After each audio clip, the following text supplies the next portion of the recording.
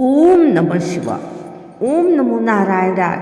सर्वप्रथम हम उस परम पिता परमात्मा को कोटि कोटि नमन करते हैं जिनकी कृपा से हमें यह पावन माघ मास प्राप्त होता है, जो माघ मास समस्त महीनों में श्रेष्ठ है, पापों का नाश करने वाला है और भक्तों को मोक्ष की ओर ले जाने वाला है। हे श्रद्धालु भक्तों, आज हम सुनने जा रहे हैं माघ मास महात्म्य का 19वां अध्याय, जिसे स्वयं भगवान विष्णु ने देवर्षि नारद को सुनाया था। इस अध्याय में माघ स्नान, दान, जप और नियमों का ऐसा अद्भुत फल बताया गया है जिसे सुनने मात्र से मनुष्य के अनेक जन्मों के पाप नष्ट हो जाते हैं। जिस प्रकार अग्नि में डाला गया तृण भस्म हो जाता है, उसी प्रकार माघ मास में की गई भक्ति मनुष्य के सभी कष्टों को नष्ट कर देती है। अतः हे भक्तजनों, शुद्ध मन, शांत चित्त और सच्ची श्रद्धा के साथ माघ मास महात्म्य अध्याय 19 की इस दिव्य कथा को श्रवण करें, ताकि भगवान श्री हरि की कृपा हम सभी पर बनी रहे। अब कथा आरंभ होती है।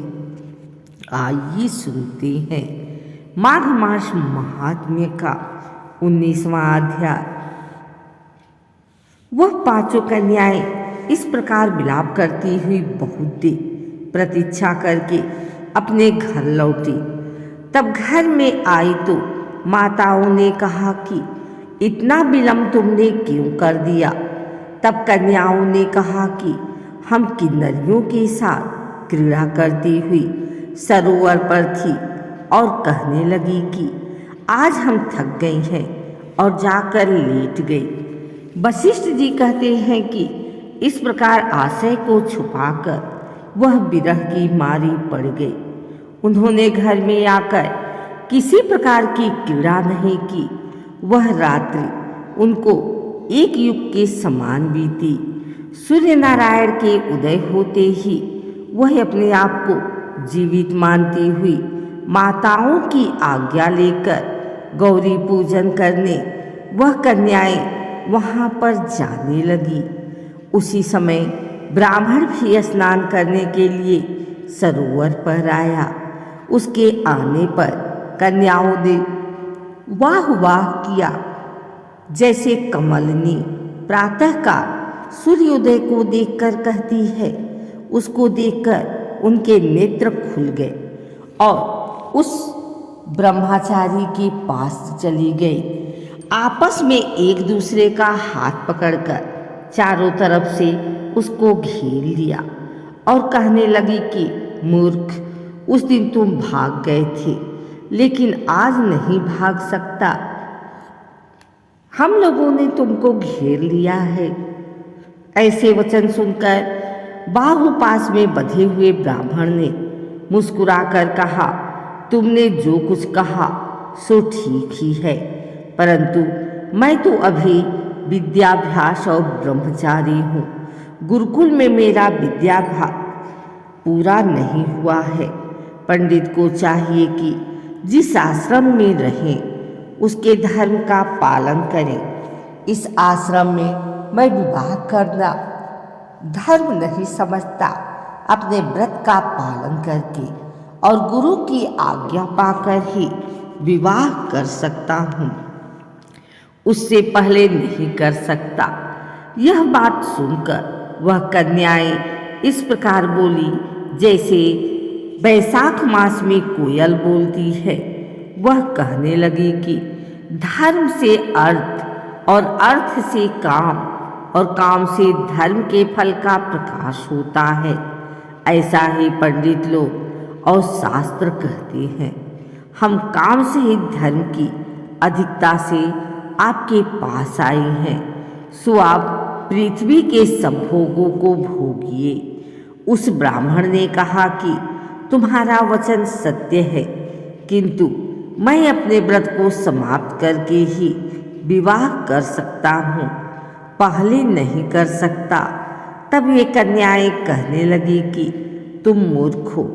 अनोखी औषधि ब्रह्मा बुद्धि, रसायन बुद्धि, अच्छी कुल की सुंदर नारियां तथा मंत्र जिस समय प्राप्त हो तभी ग्रहण कर लेना चाहिए। कार्य को टालना अच्छा नहीं होता। केवल भाग्य वाले पुरुष ही प्रेम से पूर्ण, अच्छे कुल से उत्पन्न, स्वयं वर चाहने वाली कन्याओं को प्राप्त होते हैं। कहाँ हम अनोखी नारियां, कहाँ आप तपस्वी बालक। यह बेमेल का मेल मिलाने में विधाता की चतुराई ही है। इस कारण आप हम लोगों के साथ गंधर्व विवाह कर लें। इनके ऐसे वचन सुनकर उस धर्मात्मा ब्राह्मण ने कहा कि व्रती रहकर इस समय विवाह नहीं करूँगा, मैं स्वयंवर की इच्छा नहीं करता। इस प्रकार उसके वचन सुनकर उन्होंने एक दूसरे का हाथ छोड़कर उसको पकड़ लिया।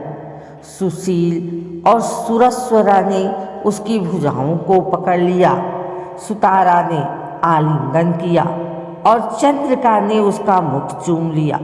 परंतु फिर उसने क्रोधित होकर उनको श्राप दिया कि तुम डायन की तरह मुझसे चिपटी हो, इस कारण पिशाचिनी हो जाओ। ऐसा श्राप देने पर वह उसको छोड़कर अलग खड़ी हो गई। उन्होंने कहा कि हम निरपराधियों को वृथा क्यों श्राप दिया, तुम्हारी इस धर्मज्ञता पर धिक्कार है।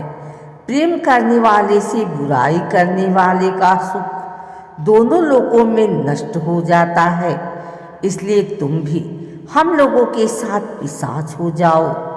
तब वे आपस में क्रोध से उस सरोवर पर पिशाचनी हो गए और बस पिशाचनी कठिन शब्दों में चिल्लाते हुए अपने कामों को भोगने लगे।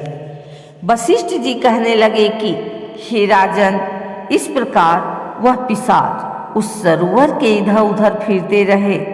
बहुत समय पश्चात मुनियों ने श्रेष्ठ लोमस ऋषि पौष शुक्ल चतुर्दशी को उस अच्छोद सरोवर पर स्नान के लिए आए। जब क्षुधा से दुखी इन पिशाचों ने उनको देखा तो उनकी हत्या करने के लिए गोल बांधकर उनको चारों तरफ से घेर लिया। वेदनिधि ब्राह्मण भी वहां पर आ गए और उन्होंने लोमस ऋषि को साष्टांग प्रणाम किया।